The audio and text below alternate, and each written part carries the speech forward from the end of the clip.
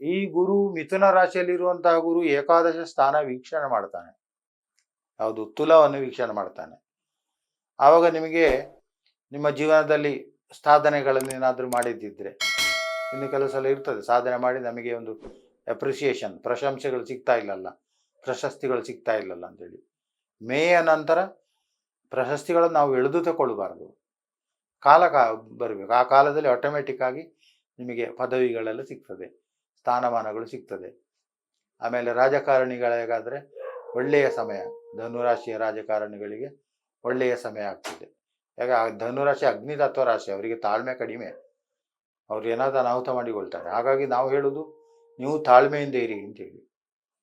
ಇನ್ನು ಧನುರಾಶಿಗೆ ಮಿಥುನದಿಂದ ಗುರು ದೃಷ್ಟಿ ಎಲ್ಲಿಗೆ ಇರುವುದು ಅಂತ ಹೇಳಿದರೆ ಕುಂಭಕ್ಕೆ ಇರುವಂಥದ್ದು. ಧನು ಮಕರ ಕುಂಭ 3ನೇ ಸ್ಥಾನ. ಅಂದರೆ ಇಲ್ಲಿ ಒಂದು ಕಡೆಯಿಂದ 3ನೇ ಸ್ಥಾನಕ್ಕೂ ದೃಷ್ಟಿ, ಏಕಾದಶಕ್ಕೂ ದೃಷ್ಟಿ. ಆವಾಗ ಇಲ್ಲಿ ಸಹೋದರರ ವಿಚಾರವನ್ನು ಹೇಳಲಿಕ್ಕಿಲ್ಲ. ಇಲ್ಲಿ ಹೇಳಬೇಕಾದದ್ದು ಅವನ ಸಾಧನೆಗಳ ವಿಚಾರಗಳನ್ನು. ತೃತೀಯ ಸಾಧನೆಯೂ ಆಯಿತು.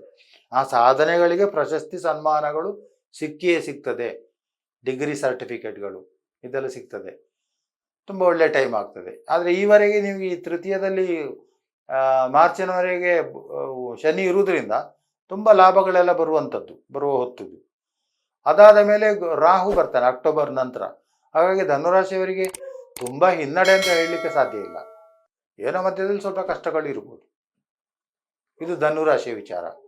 ಲೇಟೆಸ್ಟ್ ಹಾಗೂ ಇಂಟ್ರೆಸ್ಟಿಂಗ್ ಸುದ್ದಿಗಳಿಗಾಗಿ ಬಾಸ್ ಟಿವಿ ಕನ್ನಡ ಚಾನೆಲ್ನ ಸಬ್ಸ್ಕ್ರೈಬ್ ಮಾಡಿ. ಹಾಗೆಯೇ ಬೆಲ್ ಐಕಾನ್ ಪ್ರೆಸ್ ಮಾಡಿ. ಇದರ ಜೊತೆಗೆ ಫೇಸ್ಬುಕ್, ಇನ್ಸ್ಟಾಗ್ರಾಮ್, ಎಕ್ಸ್ನಲ್ಲೂ ಮಿಸ್ ಮಾಡದೆ ಫಾಲೋ ಮಾಡಿ.